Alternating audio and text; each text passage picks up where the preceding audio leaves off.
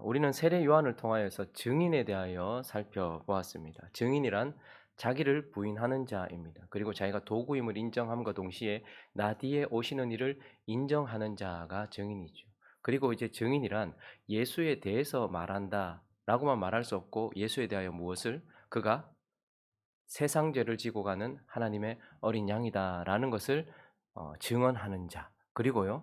그 이후에 성령으로 세례를 베푸시는 자. 이것을 증언하는 자가 바로 증인이다라고 말씀을 나누었습니다. 오늘 이어지는 이 말씀은 이제 그 증인의 증언의 결과, 증인이 증언하고 난 이후에 나타나는 열매가 무엇인가 하는 것인데 37절은 이렇게 말해주고 있습니다. 증인이 증언하고 나니까 무엇이 나타나는가 읽습니다. 시작. 두 제자가 그의 말을 듣고 예수를 따르거늘. 증인이 증언하고 나니 드디어 예수를 따르는 자들이 생겨났고 성경은 그들을 제자라고 부르면서 증언의 열매는 바로 제자의 탄생이다라고 우리에게 말씀해 주고 있는 것입니다. 그래서 오늘은 이제 어제까지는 증인에 대하여 살펴보았다면 오늘은 이 증인의 증언의 결과인 예수를 따르는 자, 제자는 어떤 자인가, 또 이제 제자는 어떤 자여야 하는가 한번 살펴보려고 합니다. 그 첫 번째, 예수를 따르는 자는 예수님이 부르신 자다. 너무나 당연한 것 같지만 예수님이 부르신 자가 예수님의 제자, 예수를 따르는 자다라고 말씀해 주고 있습니다. 35절부터 오늘 51절까지는 5명의 제자가 드디어 탄생했다라는 것을 보게 됩니다. 먼저 40절을 보시면 누가 있습니까? 요한의 말을 듣고, 세례 요한이죠. 증인의 증언을 듣고 예수를 따르는 두 사람 중 하나. 그러니까 몇 명 있는 거예요, 지금? 2명이죠. 그 중에 한 사람의 이름이 나타납니다. 누굽니까? 안드레라는 사람입니다. 그리고 한 사람의 이름은 등장하지 않는데 아마 요한 자신일 것입니다. 요한은 자기 자신을 드러내지 않는 경향이 있어요. 그래서 이 두 사람 중에 하나의 이름은 안드레라고 밝히는데 하나는 밝히지 않아요. 어쨌든 그가 요한이든 아니든 어쨌든 두 사람, 안드레와 또 다른 한 사람, 두 사람의 증인이 제자가 제자의 이름이 나오고 있죠. 그리고 또 42절을 보면요. 이번에도 누가 있습니까? 데리고 예수께로 오니 예수께서 보시고 이르시되 네가 누구라고요? 요한의 아들 시몬 베드로. 그러니까 세 번째 제자의 이름은 베드로라고 또 세 번째 제자의 이름을 보여주고 있고 44절에 보면 또 다른 이름이 나오네요. 첫 번째 누가 나옵니까? 빌립이라는 사람이 나옵니다. 그러니까 안드레, 요한, 베드로, 빌립 이렇게 지금 4명의 제자의 이름이 등장하고 있고 마지막 46절을 보시면 또 이름이 하나 등장하는데요. 첫째 줄에 보니까 누구요? 나다나엘. 다른 복음서에는 바돌로메 이렇게도 쓰고 있죠. 나다나엘이라는 제자, 5명의 제자가 등장하는데 이 5명의 제자의 특징이 무엇입니까? 어떻게 그들이 예수를 따르게 되었습니까? 이들은 다 예수님이 부르신 자들이라는 말입니다. 예수님께서 그들을 부르셨다는 거예요. 그런데 그 부르는 방식은 다양합니다. 36절과 37절을 보시면 두 제자, 원래는 세례 요한의 제자였는데 두 제자가 예수의 부르심을 받을 때에는요, 예수께서 건의심을 보고 말하되 보라 하나님의 어린 양이로다 라고 말하니까 37절에요, 두 제자가 그의 말을 듣고 예수를 따르거늘. 그러니까 세례 요한이 예수님을 가르치면서 말했어요. 설교를 했단 말입니다. 그에 대하여서 증언을 했단 말이죠. 그래서 이 두 제자는 세례 요한의 설교를 듣고서 예수님을 따르게 되었어요. 그래서 예수님은 그들을 설교를 통하여서 말씀 증언을 통하여서 그들을 불러주셨다라고 볼 수 있죠. 그리고 41절을 보시면요, 안드레가 예수님과 하루를 거하게 됩니다. 하루를 함께 하게 되고 그가 가장 먼저 한 것이 뭐냐면 자기 형제 시몬을 찾아서 우리가 메시아를 만났다라고 말하면서 42절에 어떻게 합니까? 데리고 예수께로 오는 거예요. 이걸 뭐라고 하죠? 전도라고 하는 거죠. 그러니까 어떤 사람은 설교를 듣다가 예수님의 부르심을 받기도 해요. 그리고 또 어떤 사람은요, 전도를 받아서, 그래서 45절도 보시면 빌립이 예수를 만났어요. 그리고 나서 어떻게 합니까? 빌립이 나다나엘을 찾아 이르되 내가 예수를 만났다, 메시아를 만났다라고 말하면서 어떻게 합니까? 또 그를 예수께로 데리고 오는 거예요. 그래서 빌립 같은 이 베드로 같은 사람, 나다나엘 같은 사람은 전도를 통하여서 왔어요. 그리고 또 한 가지 방법이 있는데 43절을 보시면요, 이튿날 예수께서 갈릴리로 나가려 하시다가 빌립을 만나 이르시되 나를 따르라. 빌립은 어떻게 부름받았어요? 예수님께 직접 부름을 받았어요. 종종 이런 일이 있기도 합니다.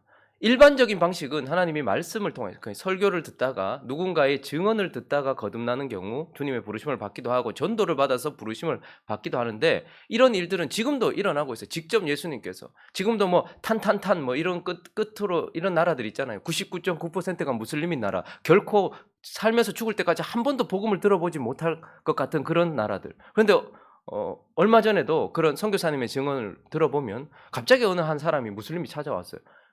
60km 이상 떨어진 마을에서 여기까지 며칠을 걸려서 찾아온 거예요. 그래서 왜 찾아왔냐라고 하니까 꿈에 빛나는 사람 같기도 하고 하나님 같기도 하신 분이 어디로 가보라고 했다는 거예요.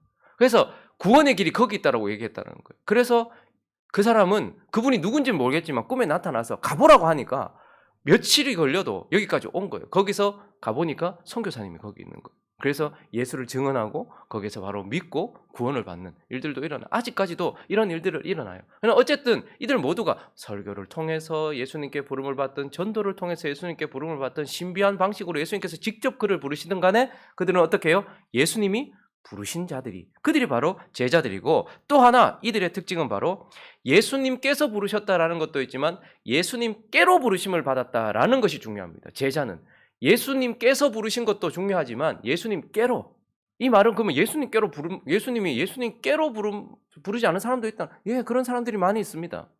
예수님이 가진 것까지 부르심 받은 사람들이 있어요. 병 고침까지 부르심을 받은 사람이 있어요. 그래서 그들은 예수를 그저 병 고치는 자 정도로만 만나고 끝나는 경우가 많이 있습니다.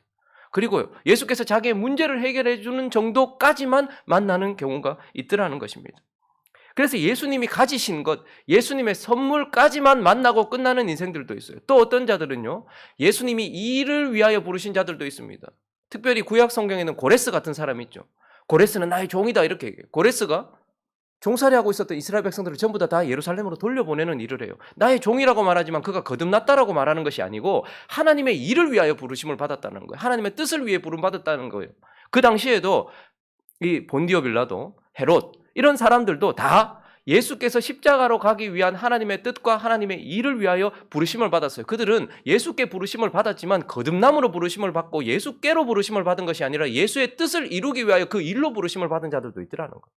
근데 제자는 어떤 자라는 거예요? 제자는 예수께로 부른 자들, 그래서 예수를 만난 자들, 그들이 바로 제자다라고 말씀하고 있는 것입니다.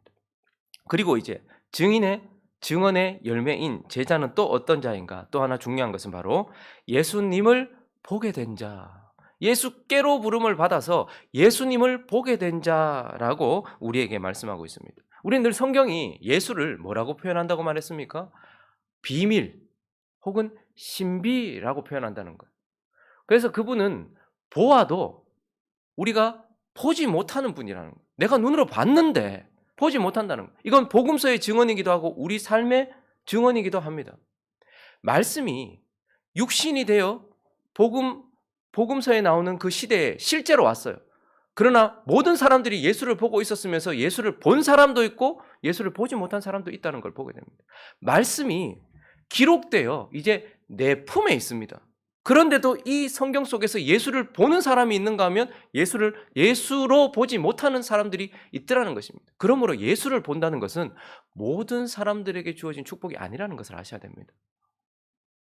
나도 그때 2000년 전쯤에 예루살렘에 있었으면 예수님 직접 보고 좋았을 텐데, 아니요. 많은 사람들이 말씀이 육신이 되어 오셔도 그분을 못 박았다는 것을 기억하셔야 됩니다. 우리가 성경을 통해서 예수를 보지 못한다면 우리는 예수를 보지 못해요. 모든 사람들에게 허용된 축복이 아니라는 것을 아셔야 됩니다. 그런데 성경을 펼치고 설교를 듣는데 이 속에서 우리가 예수를 보고 있다면 이것은 하나님의 놀라운 은혜라는 것이고 신비를 보게 하신 하나님의 축복이라는 것입니다. 그래서 제자는요, 예수를 보게 된 자라는 거예요. 어떤 것을 보게 된 자입니까? 많은 사람들이 눈으로는 예수를 봤어요. 그래서 나 예수 봤다라고 말할 수 있겠지만 정말 그분의 제자라고 할 수 있는 자들은 예수의 어떠한 모습을 봤는가? 45절을 한번 읽어볼까요? 45절 있습니다. 시작.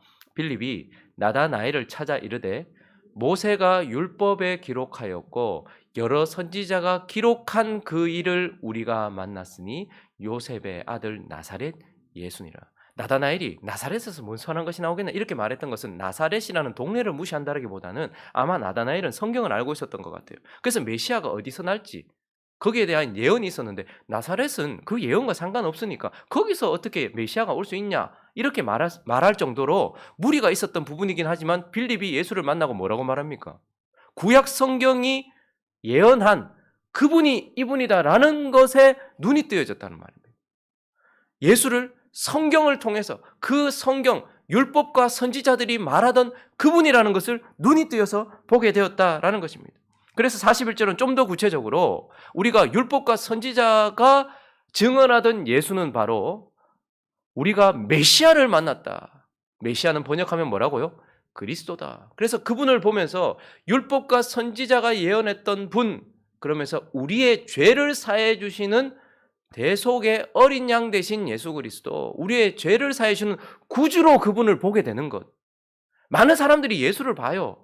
치료자로 보기도 하고 사회복음가로 보기도 하고 여러 가지로 봐요. 그러나 우리는 성경에서 기록한 이 예수가 우리에게 구주시다라는 것을 보게 된 사람을 제자라고 하고, 또 하나 한편만 보는 것이 아니라 49절은 또 이렇게 얘기하고 있습니다. 나다나엘의 고백입니다. 읽습니다. 시작.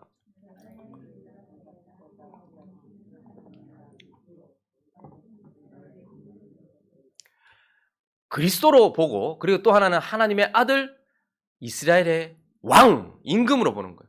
구주와 주, 그리스도로. 그래서 많은 사람들은 그분을 죄를 사하는 그리스도로는 인정하는데 왕으로 인정하지 않는 경우가 있어요. 그러나 제자는요, 성경이 기록한 그분이 이분이고, 그리고 그분은 우리의 죄를 사해 주시는 구세주임과 동시에 우리의 삶의 주권자이신 왕이시다라는 것을 보게 된 자, 그가 바로 제자인 것입니다.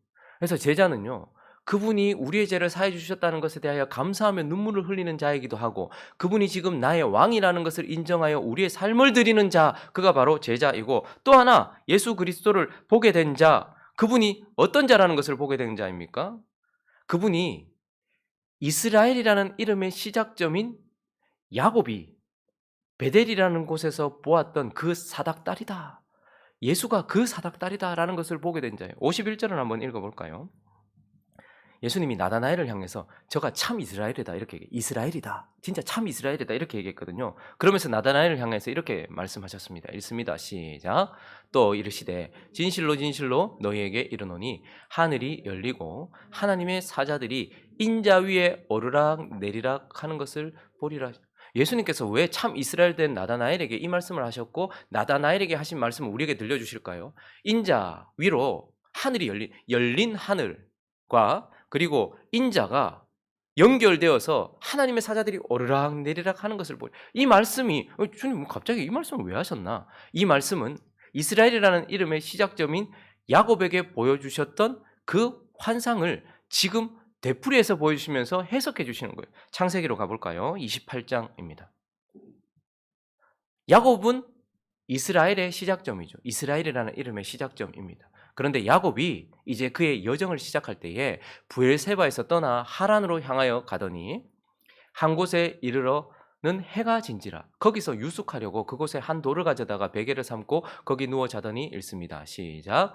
꿈에 본즉 사닥다리가 땅 위에 서 있는데 그 꼭대기가 하늘에 닿았고 또 본즉 하나님의 사자들이 그 위에 오르락 내리락. 이스라엘이라는 시작점에 있는 자가 그 시작의 여정에서 가장 먼저 본 것이 무엇이냐면 사닥다리를 봤단 말입니다. 그런데 저 사닥다리가 무엇인가? 우린 사실 잘 몰라요. 그러나 여기에서 우리가 이제 드디어 완벽하게 깨닫게 되는 것은 무엇입니까? 그 사닥다리가 바로 예수 그리스도라는 것을. 저 사닥다리의 의미가 무엇입니까? 사닥다리가 지금 하늘과 땅을 연결하는 것. 그래서 예수는 하늘과 땅을 연결하시는 중보자다라는 것이 저 사닥다리를 통해서 보여진다는 거예요. 오직 유일한 하늘과 땅을 잇는 자, 그리고 또 저 사닥다리는요, 야곱과 하나님을 이어주는 자예요.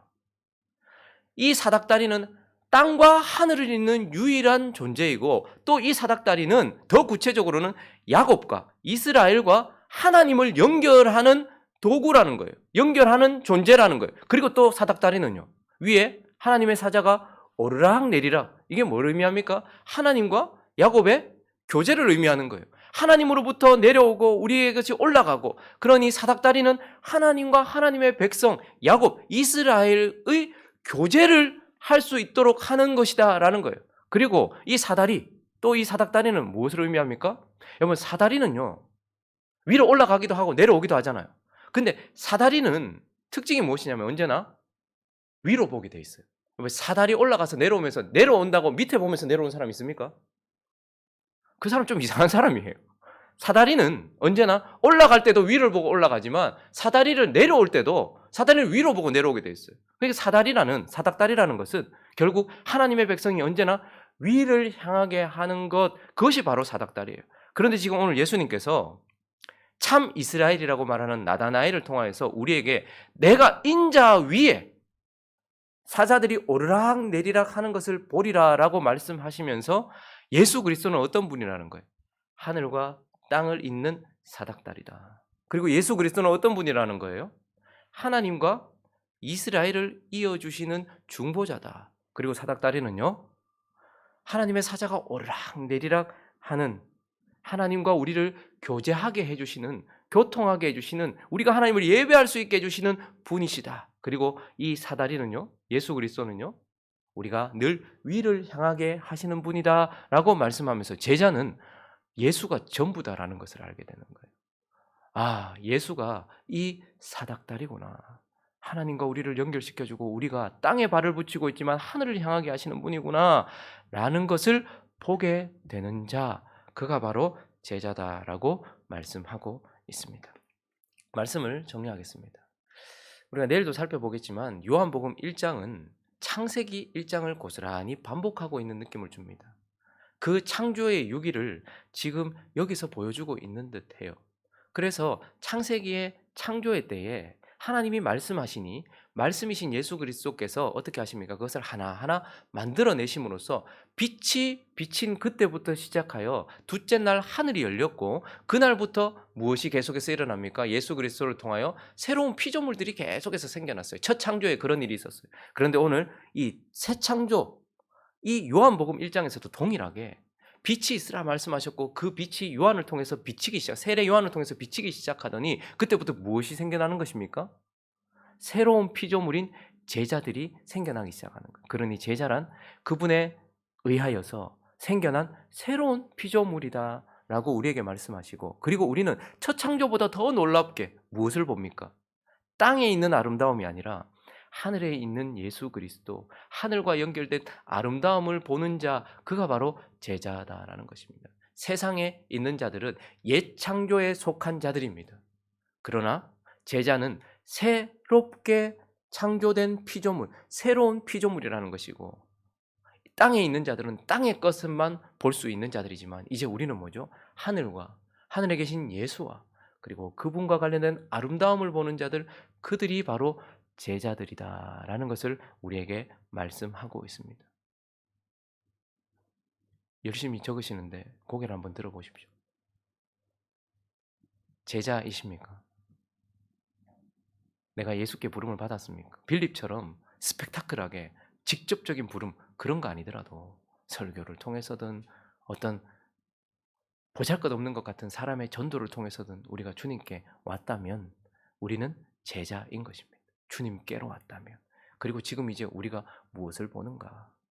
내가 제자인가? 오늘 이 아침에 한번 돌아보면서 내가 제자다라는 것을 확인하시고 하나님께 감사하는 이 아침 되었으면 좋겠습니다. 주여, 이 땅에서 내가 하나님과 연결되어 있다니, 주여, 내가 이 땅에서 그리스도의 이름 때문에, 사닥다리 되신 그리스도 때문에 위로 올라갈 수 있는 기도를 드리고 그 기도의 응답이 내게 내려온다니, 그리고 내가 늘 하늘을 보게 하시는 사닥다리 위에 있다니, 이 얼마나 큰 은혜입니까? 라고 하나님께 감사하는 저와 여러분 되시기를 예수 그리스도의 이름으로 축원합니다.